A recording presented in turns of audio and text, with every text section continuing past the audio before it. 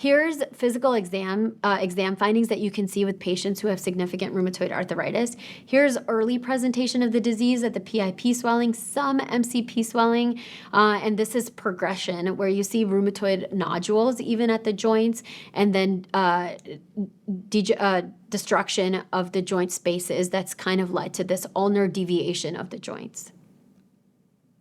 So swelling within joint capsule ultimately is the synovitis. The synovitis will thicken and form this boggy feeling on physical exam.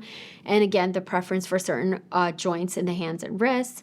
And here's the swan neck deformity that we think about. And here's a cartoon of the boutonniere deformity.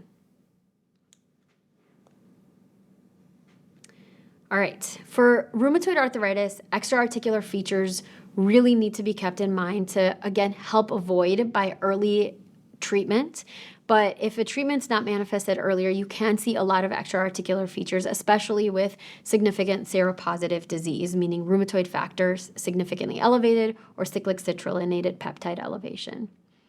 Fatigue, low-grade fever, weight loss with constitutional symptoms. Rheumatoid nodules can occur in 15% of patients with rheumatoid arthritis. Sicca, which is really a reflection of dry eyes and dry mouth. Raynaud's phenomena, where you have vascular vasospasms, and it can even lead to ulcerative disease and autoamputations.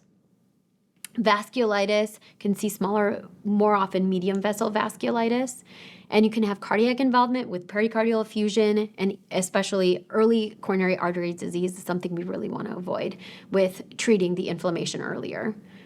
In the lung, you can see pleural effusion, and this finding of low glucose in the pleural fluid is very important. And you can see pulmonary nodules as well as interstitial lung disease, where in this CT scan is very fibrotic. This usual interstitial pneumonia-like presentation with fibrotic disease can be seen in rheumatoid arthritis.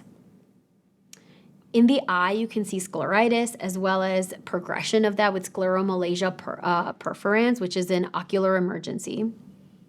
And in the kidney, we don't tend to see AA amyloidosis as much given the advent of a lot of treatments for rheumatoid arthritis, but it can happen. Similarly, for Felty syndrome, we don't see it very often because treatments and diagnosis has been, there's been advancements in diagnostic methods and treatments. For laboratory tests, these serologic findings with rheumatoid factor and cyclic citrullonated peptide are very important. For rheumatoid factor, this is a sensitive autoantibody, whereas citrullonated cyclic peptide, or CCP antibody, this is a very specific antibody and even predictive antibody. So when a CCP is positive, earlier than disease manifestations, and this may be ordered if a patient is coming in with primary lung disease, with interstitial lung disease, and you're not sure if this patient's later going to develop rheumatoid arthritis, you check the serologies, and if there's CCP positivity, this can be predictive of a later development of the articular manifestations of rheumatoid arthritis. So very important to order this if there's extra articular manifestations that may present earlier than the articular manifestations. ANA can be positive, very nonspecific. General laboratory markers otherwise, C-reactive protein will be elevated, ESR will be elevated. But if you're seeing C-reactive protein and erythrocyte sedimentation rate elevated into the triple digits, here you really want to start thinking about an infectious etiology. Similar to the fever phenomena, where if you have a very, very inflammatory presentation, you want to start thinking about infection before you jump to a rheumatoid arthritis diagnosis. Patients can have anemia of chronic disease and synovial fluid analysis. Again, this white blood cell count that's inflammatory, but not as much as crystalline arthropathies or infectious arthritis.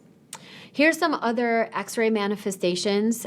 Here you have early aggressive disease with marginal erosions. And you can have this ulnar styloid erosive changes that we saw in our patient. And then here's the fifth MTP that can be impacted for patients with rheumatoid arthritis. And then we have late rheumatoid arthritis, where you see significant and aggressive erosive changes over here and deformity in the joints as well.